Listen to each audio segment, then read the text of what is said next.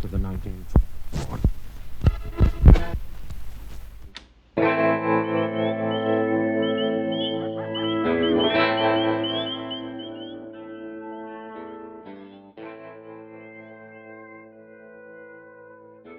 I'm here today with Dr. Nick Hirshon. He's an assistant professor of communication at William Patterson University in New Jersey, and has a lot of experience with journalism and podcasting that we're going to talk about today. So, why don't we start there, Nick? Can you just tell us a little bit about your background, even pre-professor life in journalism, and how that has sort of influenced your interest and approach to podcasting?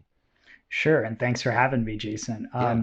So I studied to be a journalist. I got my bachelor's in journalism from St. John's University in New York. I got my master's in journalism from the Columbia Journalism School. And I also worked for 6 years as a reporter at the New York Daily News. So I was covering a lot of community news stories, government meetings, opening and closings of businesses, kind of your traditional sorts of things. And then I did get sent out from time to time on your crime stories, accidents, some of the breaking news that would happen in New York City. That was from 2005 to 2011. And then I kind of went all in on being a journalism professor. And I went to Ohio University to get my PhD in mass communication. And that's around the time that I was really first exposed to podcasts and started to listen to a few different ones. I like that they appeal to different niches. I have a lot of different areas of interest in my life, from sports and specific sports like baseball, hockey, wrestling, a little bit of lots of different things.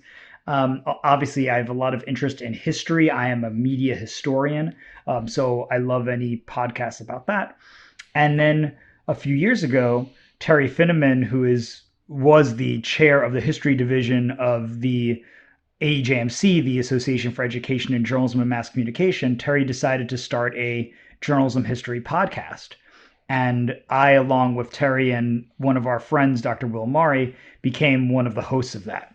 So we would interview different authors who have published their research, just trying to promote each other and show that a lot of the work that we're doing we think would interest a wider audience. And that's kind of what got me into it. And now I'm teaching podcasting for the first time at my school.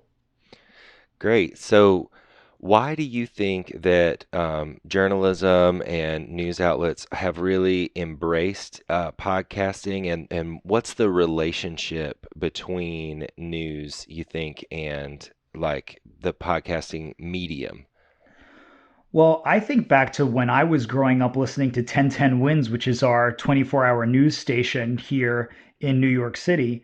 And you would hear some of the very recognizable voices of the people on 1010 Wins. A few of them are still around today from when I was growing up. But there would be a lot of those different voices of some of these journalists that became sort of like your familiar anchor, and it set the standard for kind of a friend or somebody who's there with you. But also they were capturing the sounds of New York City. So when they were talking and you're hearing the traffic in the background, the ambulance sirens, just the voices of the people at a protest, you're really telling a lot, even if the journalist is not having to do that work. They're just in the right place and they're recording the moment. And I think that podcasting works in much a similar way, right? You're able to have some of that background noise, whether it is a war correspondent and you're hearing bombs exploding in the background, or just, again, you're in a restaurant and you hear people jabbering away in the back and cooking and all the sounds of the plates clanking against each other. It adds this kind of richness to the reporting. And I think in an age right now where we're all trying to get beyond just a traditional hard news story, it gives us more of like perspective on who people are, and really like there's an authenticity to it that I really like. Yeah, that's really good. And also, meeting people where they are, right? Like we're so busy, like we a lot of us don't want to spend our evenings listening to the evening news anymore. So, what do you see for the future of journalism and podcasting, right? I mean, NPR has done some big time podcasts, really successful, that are long form journalism. Is that going to spread to more like local and regional outlets? What do you see coming up?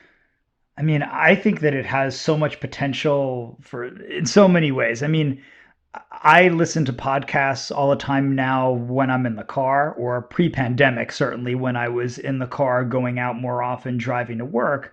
And it's just a great way to pass the time to learn a little bit during your drive. But of course, people in New York City, where I live, if you're on public transportation, it's another way of something you can listen to, learn about on your way to work or wherever you're going. I think now during the pandemic, for a lot of people, it's become like having an extra friend in the house. Or, again, these are people who, in some way, it's kind of like relating to a character on your favorite television show. You are just interested in the lives of the hosts, the way they sound, the kind of questions that they ask. You look forward to the release of the next podcast. So I think it has great potential to be used for all sorts of niche subjects. I think there are a lot of topics that maybe reporters in the past couldn't explore in a lot of depth. I certainly experienced that when I was a reporter at the Daily News. Most of our stories were 400, 450 words. How much can you really get into a story of that length? But if I were then to say, click on this link and you'll hear a fuller podcast or an hour where I'm going to talk to this one source. Wow, now I can use all of that audio and the source feels like they're listened to. The reader who cares gets more of that depth. So I hope that that's where it's going. It seems like that's where it is going. And now there's just an embarrassment of riches. There's so many podcasts out there for everything. But I think it has great potential. Awesome. All right. Well, thanks so much for your time, and we really appreciate it. Of course. Thank you for having me.